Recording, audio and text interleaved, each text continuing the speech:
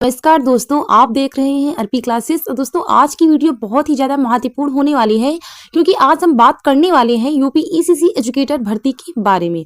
जी हाँ दोस्तों, 8800 पदों की जो बड़ी भर्ती है, किस जिले में क्या स्थिति है, कहाँ आवेदन शुरू हो चुके हैं, किस जिले का रिजल्ट जारी हुआ है और सबसे बड़ा सवाल है मेरिट कितनी जा सकती है। आज मैं आपको पूरी सच्चाई और पूरी जानकारी देने वाली हूं, तो वीडियो को बिल्कुल भी बीच में मत छोड़िएगा। पूरी वीडियो को अंत तक देखिएगा ताकि आपके जो भी डाउट्स होंगे क्लियर हो जाएंगे। सारी चीजें हम इस वीडियो के माध्यम से कवर करने वाले हैं एंड कमेंटों का भी जवाब मैं आप लोगों को देने वाली हूँ। जो भी आपका जिला है उसका रिप्लाई आप लोगों को जरूर से जरूर इस वीडियो में मिल जाएगा। अगर नहीं भी मिल पाता है तो उसका आप लोग कमेंट करिएगा, अगले वीडियो में आप लोगों का जवाब देने का प्रयास करूंगी। ठीक है, सबसे पहले हम जान लेते हैं ईसीसी एजुकेटर होता क्या है, क्योंकि बहुत सारे बच्चे का कमेंट होता है कि वैकेंसी तो चल रही है लेकिन क्या होता है कि इसमें कैसे काम करना होता है। समझाने के लिए मैं आप लोगों को ये चीज़ें बता सकती हूँ। ठीक है, तो सबसे पहले समझ लेते हैं कि ईसीसी एजुकेटर होता क्या है। ईसीसी का मतलब होता है कि early childhood care and education, यानी 3 से 6 साल के बच्चों की प्रारंभिक शिक्षा देना, ये है ईसीसी एजुकेटर का काम। दोस्तों ये वही शिक्षा है जहां से बच्चे की नींव मजबूत होती है। मीन्स छोटे बच्चों को जैसे कि पढ़ाया जाता है, मैंने बोला 3 से 6 वर्ष के बच्चों के लिए जो सिखाया जाता है, जो चीज़ें बताई जाती हैं, क्योंकि यह एक ऐसी अवस्था होती है जहाँ पर बच्चों की सारी चीज़ें जो आप लोग उनको कहोगे वो सीख जाएंगे, उतना हम आप अभी नहीं सीख पाएंगे। ठीक है, उनका जो माइंड है वो ज़्यादा ही कुछ डेवलपमेंट होता रहता है। ठीक है दोस्तों, आपको बता दें कि वही शिक्षा है जहाँ से बच्चे की नींव मजबूत होती है और इसी के लिए सरकार आंगनवाड़ी केंद्रों पर ईसीसी एजुकेटर की भर्ती करा रही है। ओके, ये भर्ती खास तौर पर महिलाओं के लिए है, इसलिए यह महिलाओं के लिए बहुत ही बड़ा अवसर है। इसलिए मैंने बताया ये महिलाओं के लिए बहुत ही बम्पर वैकेंसी होने वाली है। अब हम जान लेते हैं कुल पद कितने हैं। ठीक है, अब बात करते हैं कि सबसे जो बड़ी चीज है, इस भर्ती में लगभग 8800 पद बताए जा रहे हैं। 10,684 की वैकेंसी चल रही है। जी हाँ दोस्तों, 8800 पदों की भर्ती प्रक्रिया प्रेजेंट टाइम में चल रही है। 2 प्रक्रियाएं चल रही हैं, एक 8800 की, एक 10,684 की। इतनी बड़ी भर्ती लंबे समय बाद आई है। ये पद अलग अलग जिलों में बांटे गए हैं और हर जिले की प्रक्रिया अलग अलग चल रही है। मीन्स यूपी में 75 जिलों में ये वैकेंसी निकाली गई है 8800 की, और 12,478 पदों का विज्ञापन हमें जून में देखने को मिलेगा। इसके बाद हम थोड़ा सा जान लेते हैं जो जिलों की स्थिति है। अब ध्यान से सुनिएगा, आजमगढ़, जौनपुर, मऊ, कुशीनगर, चंदौली, चित्रकूट, अम्बेडकर नगर, इन जिलों में भर्ती प्रक्रिया अलग अलग चरण में है। कुछ जिलों में आवेदन प्रक्रिया शुरू हो चुकी है और कुछ मेरिट तैयार हो रही है और कुछ जिलों में फाइनल सूची तैयार जो है चल रही है। इसलिए हर अभ्यर्थी को अपने जिले की स्थिति अलग से चेक करनी चाहिए। मींस ऑफिशियल वेबसाइट जरूर चेक करनी चाहिए। मैं आपको तो इन्फॉर्मेशन देती ही हूँ, लेकिन आपको अपने खुद का जो ऑफिशियल वेबसाइट है आपको चेक करना होगा एंड अपना जो मोबाइल नंबर है उसको एक्टिवेट करना होगा, मतलब रखना होगा। आप लोगों को स्विच ऑफ नहीं रखना है। जीमेल आईडी पर एसएमएस जो भी आते हैं उनको चेक करते रहना है आप लोगों को। तो ये सारी चीजें हैं। उसके बाद मैं थोड़ा बात कर लेती हूँ कि मेरिट कितनी जा सकती है। सबसे महत्वपूर्ण भाग होने वाला है ये कि मेरिट कितनी जा सकती है। बच्चों का बहुत डाउट होता है कि मैम मेरिट कितनी जा सकती है। अब बात करते हैं कि जो सबसे बड़ा सवाल है मेरिट कितनी जाएगी। दोस्तों यह भर्ती पूरी तरह मेरिट बेस्ड ही होने वाली है। इसमें कोई लिखित परीक्षा नहीं है। आपके हाई स्कूल, इंटर, ग्रेजुएशन और ईसीसी, एनटीटी, डीएलएड जैसी योग्यता के नंबर जोड़े जाते हैं। अनुमानित तौर पर मैं आपको बता दूं, सामान्य वर्ग में 65% से लेकर के 75% तक जा सकती है। मीन्स ये तो 85 तक भी गई है, 80 से लेकर के 85 तक गई है। एंड वहीं पर ओबीसी में 60% से लेकर के 70% तक जा सकती है। एससी एसटी में 55% से लेकर के 65% जा सकती है।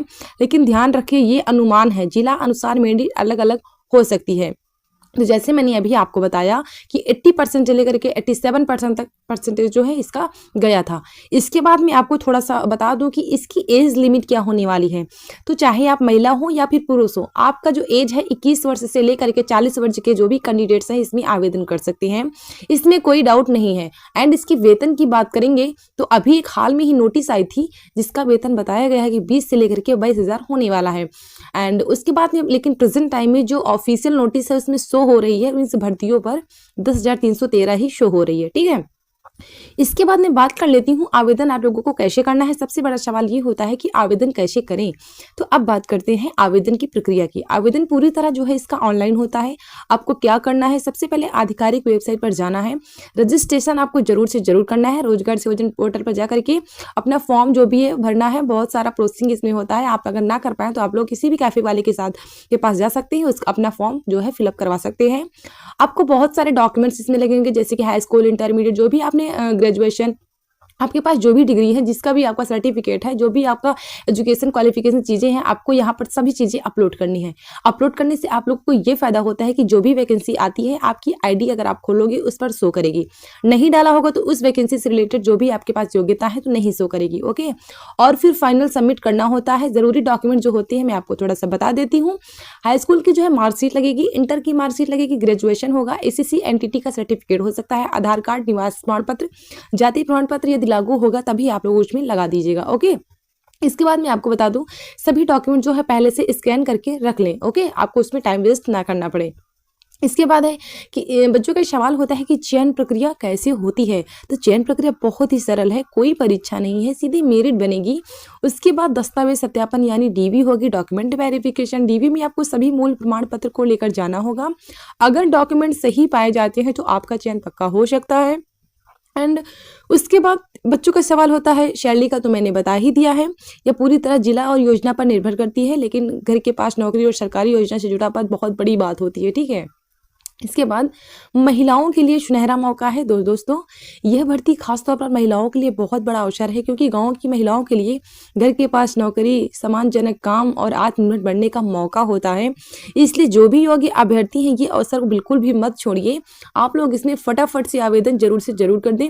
जिस भी जिले में वैकेंसी आती है आप उस जिले में कर सकते हो आवेदन। ठीक है, प्रेजेंट टाइम में जिन जिलों में आवेदन चल रहे हैं मैं आपको वहां पर अभी इन्फॉर्म कर रही हूँ किन किन जिलों में आवेदन चल रहे हैं, किन किन जिलों में भर्ती आना बाकी है। इसके बाद किसी भी अफवाह पर आपको भरोसा नहीं करना है। सोशल मीडिया की हर खबर सही होनी चाहिए। सिर्फ आधिकारिक सूचना पर ही विश्वास करें और अपने डॉक्यूमेंट पूरी तरह सही रखें। ठीक है, इसके बाद मैं आपको थोड़ा सा एक चीज़ें बता दूं। तो दोस्तों, आज हमने पूरी जानकारी कवर कर ली है। 8800 पद, जिलों की स्थिति, मेरिट अनुमान, आवेदन प्रक्रिया, चयन प्रक्रिया और शैली। एंड उसके बाद मैं बात करूं किन किन जिलों में आवेदन चल रहे हैं, बच्चों के डाउट क्या है, इन सभी का रिप्लाई मैं आप लोगों को अभी दे रही हूँ। ओके, शो देख लेते हैं। सबसे पहले मैं आपको बता दूं, अम्बेडकर नगर का विज्ञापन स्टार्ट हो चुका है। 6 मार्च लास्ट डेट होने वाली है। कुल रिक्तियां 90 हैं। मैं इसलिए आपको बता रही हूँ क्योंकि ये वैकेंसी दोबारा से आई है, तो जो भी कैंडिडेट इसमें अप्लाई नहीं कर सके फटाफट से आप लोग इसमें अप्लाई कर सकते हो। बीए बीएससी अगर आपने कर रखा है होम साइंस से तो आप लोग इसके लिए एलिजिबल हो, या फिर नर्सरी टीचर, एनटीटी शटरी, सिटी नर्सरी सॉरी डीपीएससी अगर आपने कर रखा है तो आप लोग इसके लिए आवेदन कर सकते हो। ओके, और पुरुष महिला दोनों लोग आवेदन कर सकते हैं। चीज़ें मैंने आपको पहले ही कवर कर ली है, देख लीजिए। अम्बेडकर नगर का ये होने वाला है। एक खास बात है इस वैकेंसी की 5% की छूट आरक्षित वर्गों को प्रदान की जाएगी। ओके, जो देख लीजिए। थोड़ा सा बच्चों का डाउट्स है, आजमगढ़ का रिजल्ट कब आएगा? जौनपुर में 8800 वाली वैकेंसी का लिंक एक्टिवेट हुआ या नहीं? बिजनौर में डीवी कब होगी? हरदोई में डीवी की तारीख क्या है? और 12वीं के बाद एनटीटी करने वालों का क्या होगा? मीन्स तो आज मैं एक सवाल का जो साफ जवाब देने वाली हूँ, वीडियो को पूरा जरूर देखिए। ओके, सवाल नंबर 1, आजमगढ़ का फाइनल रिजल्ट कब आएगा? तो दोस्तों, बहुत सारे बच्चों का जो पूछा है कि आजमगढ़ का फाइनल रिजल्ट कब आने वाला है, तो देखिए, अगर मेरिट लिस्ट तैयार हो चुकी है तो अगला चरण फाइनल सूची जारी करने का होता है। आमतौर पर डीवी प्रक्रिया पूरी होने के बाद फाइनल रिजल्ट जारी किया जाता है। आप सभी से निवेदन है, जिले की आधिकारिक वेबसाइट नियमित चेक करते रहें। बट मैं आपको बोल दूं कि 10 से लेकर के 15 मार्च तक आजमगढ़ का रिजल्ट आने की उम्मीद है। उम्मीद इसलिए है कि बच्चे जो आजमगढ़ से बिलोंग करते हैं उन्होंने डीएम ऑफिस जा करके जो जोरों तोरों से धरना प्रदर्शन किया था, उसका रिजल्ट हमें देखने को मिल सकता है। इसी क्रम में आगे बढ़ते हैं। सवाल नंबर 2 है, जौनपुर में 8800 वाली की वैकेंसी का लिंक एक्टिवेट हुआ है कि नहीं? तो देख लीजिए, जौनपुर के अभ्यर्थी लगातार पूछ रहे हैं कि 8800 पदों वाली भर्ती का लिंक एक्टिवेट हुआ या नहीं। तो दोस्तों, हर जिले का आवेदन अलग अलग समय पर एक्टिवेट होता है। अगर लिंक अभी एक्टिव नहीं है तो घबराने की ज़रूरत नहीं है। जैसे ही आवेदन शुरू होगा आपको आधिकारिक नोटिस जारी होगा और मैं आपको इन्फॉर्म कर दूंगी। तो जौनपुर का जो भी रिजल्ट है उसका लिंक जब भी एक्टिवेट होगा 8800 पदों का, मैं आपको इन्फॉर्म कर दूंगी। ओके, इसी क्रम में आगे बढ़ते हैं। सवाल नंबर 3 है, बिजनौर में डीवी कब होगी? तो बिजनौर जिले के अभ्यर्थियों ने पूछा है कि जो डीवी है यानी डॉक्यूमेंट वेरिफिकेशन कब होगा? तो दोस्तों डीवी तब होती है जब प्रारंभिक मेरिट लिस्ट जारी होती है। तो आपको बता दें, बिजनौर की जो डीवी है इसकी एक बार रद्द हो चुकी है, एक बार इसकी नई डेट आई थी जो कि उसको भी रद्द कर दिया गया, मीन्स निरस्त कर दिया गया। निरस्त क्यों हो रही है? बस वही कारण है, रैंडमाइजेशन के हिसाब से डीवी प्रक्रिया कराना। मीन्स अब तो ऑफिशियल नोटिस में भी आ गया है कि सभी जिलों में रैंडमाइजेशन के हिसाब से डीवी प्रक्रिया संपूर्ण कराई जाए। तो ये बहुत अच्छी चीज़ नहीं है। अगर आपका मेरिट सूची में नाम आता है तो आपको निर्धारित तारीख पर सभी मूल प्रमाण पत्र को लेकर उपस्थित होना होगा। तो मैंने जो डॉक्यूमेंट है मैंने अभी ऊपर आपको बता दिया है, आप लोगों ने वीडियो देखा होगा तो आप लोगों को पता होगा, ठीक है। इसके बाद मैं बता दूं, बिजनौर हो गया, और थोड़ा देख लेते हैं बच्चों के कौन से क्वेश्चन है। हरदोई जिले की डीवी कब तक होगी? तो छात्रों का जो क्वेश्चन है कि हरदोई जिले की डीवी कब होगी, तो देखिए जिला स्तर पर प्रक्रिया अलग अलग होती है। कुछ जिलों में तेजी से काम हो रहा है तो जो कहीं है थोड़ा थोड़ा समय लग रहा है। डीवी की तिथि आने से पहले आप अपने सभी डॉक्यूमेंट्स तैयार रखें। High school, inter, graduation, ECC, NTT प्रमाण पत्र, आधार कार्ड, निवास, जाति प्रमाण पत्र, फोटो, ये सभी चीज़ें आपकी लगनी है। एंड आपको सभी की एक एक मैं आपको सलाह देती हूँ कि आप लोग पहले से ही अपनी फाइल तैयार करके रखें। फाइल तैयार करने का मतलब है कि जो फोटो है, मतलब सारी चीज़ों की photo copy, original photo copy आप लोगों को एक साथ रखनी है। ओके, इसी क्रम में सवाल नंबर 5 है, 12वीं के बाद एनटीटी है तो क्या चयन हो जाएगा?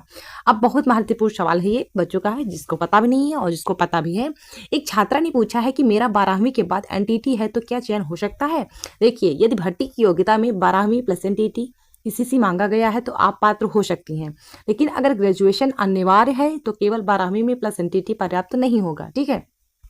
इसलिए आवेदन करने से पहले आधिकारिक योग्यता जरूर से जुड़ा पढ़ लीजिए। उसके बाद है Auraiya district final merit list की अपडेट बच्चे क्वेश्चन कर रहे हैं। सबसे पहले बात करते हैं औरैया जिले की। बहुत सारे कैंडिडेट्स शो, तो जब आवेदन प्रक्रिया पूरी हो जाती है फिर डॉक्यूमेंट वेरिफिकेशन, फिर मेरिट तैयार होती है और उसके बाद फाइनल लिस्ट जारी होती है। तो आपने अगर औरैया का district of final merit list पूछा है तो जब उम्मीद है कि जब आएगी तो मैं आपको इन्फॉर्म कर दूंगी। ओके, इसके बाद में आगे बढ़ती हूँ। बस्ती डिस्ट्रिक्ट की डीवी कब होगी? ईमेल क्यों नहीं आया? किसी बच्चे का क्वेश्चन है तो अब बात करते हैं बस्ती की। एक स्टूडेंट ने पूछा है कि बस्ती में डीवी कब होगी, ईमेल अभी नहीं आया। तो दोस्तों सबसे पहले समझ लीजिए कि हर किसी को अलग से ईमेल आना ज़रूरी नहीं होता है। कई बार डीवी की सूचना वेबसाइट पर भी डाल दी जाती है, इसलिए सिर्फ ईमेल का इंतजार मत कीजिए। आपको करना क्या चाहिए, ऑफिशियल वेबसाइट चेक करनी चाहिए, नोटिस जो है का सेक्शन देखना चाहिए, अपना नाम जो है मेरिट में देखें। एंड जो बस्ती का है अभी तो इसका जो है डीवी के लिए कॉल या मैसेज नहीं आया है, क्योंकि जो मैंने बताया वही चीज़ें हैं। अभी बस्ती का डॉक्यूमेंट वेरिफिकेशन स्टार्ट नहीं हुआ है, इसलिए नहीं आया है। इसके बाद फर्रुखाबाद के लेकर के 8800 की वैकेंसी का रिजल्ट कब आएगा? अब बात करते हैं फर्रुखाबाद जिले की। सवाल है कि 8800 की वैकेंसी का रिजल्ट कब आएगा? तो 8800 पदों की भर्ती में हर जिले की प्रक्रिया अलग अलग चल रही है। कुछ जिलों में रिजल्ट आ चुका है, कुछ जिलों में तैयारी चल रही है। अगर आपके जिले में अभी रिजल्ट नहीं आया है तो घबराइए नहीं। रिजल्ट जारी होने से पहले आमतौर पर मेरी ड्राफ्ट बनता है, उसके बाद ही ये रिजल्ट घोषित किया जाता है। कुशीनगर का फाइनल रिजल्ट और ज्वाइनिंग लेटर कब मिलेगा? तो देखिए, अगर कुशीनगर की अभी एक वैकेंसी चल रही थी 8800 पदों की, अभी 10,684 का जो फाइनल रिजल्ट है वो आउट नहीं हुआ है, बट आप मार्च तक का वेट कर लीजिए, आउट हो जाएगा। ओके, तो आपको बता दें, आप जो भी है अपने बीएससी ऑफिस जा करके भी बात कर सकते हो कि इतना टाइम हो गया है अभी तक आउट क्यों नहीं हुआ है, ठीक है। तो ये सारी चीज़ें हैं। उसके बाद एनटीटी वालों की सैलरी क्यों नहीं मिल रही है, किसी बच्चे का कमेंट है। तो अब सबसे गंभीर सवाल है, एनटीटी वालों की सैलरी नहीं मिल रही है। तो देखिए दोस्तों, अगर आप सिलेक्शन के बाद प्रॉपर ज्वाइनिंग कर चुके हैं और फिर भी सैलरी नहीं मिल रही है तो कारण हो सकता है फाइल अभी पास नहीं हुई है, बैंक डिटेल अपडेट नहीं हुई है, ज्वाइनिंग रिपोर्ट अपलोड नहीं की गई है, बजट रिजल्ट में देरी हो सकती है। तो आपको क्या करना चाहिए, अपने ब्लॉक ऑफिस से संपर्क करना चाहिए, सीडीपीओ ऑफिस में जानकारी लें, लिखित आवेदन दें। मीन्स ये सारी इन्फॉर्मेशन थी। आई होप आपको आज की ये वीडियो पसंद आई है। पसंद है तो वीडियो को लाइक शेयर सब्सक्राइब जरूर कर लो। कोई डाउट है तो कमेंट करो और मेरा टेलीग्राम चैनल ज्वाइन कर लो। तब तक के लिए जय हिंद, जय भारत।